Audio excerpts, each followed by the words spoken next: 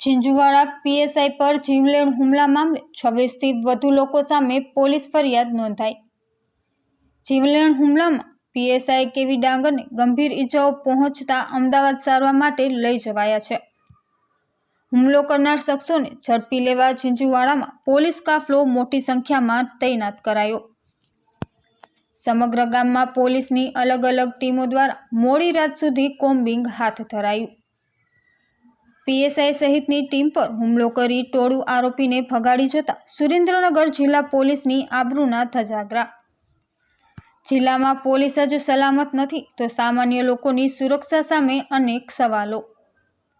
જિલ્લામાં કાયદો અને વ્યવસ્થાની સ્થિતિ કથળી હોય તેવો માહોલ સર્જાયો।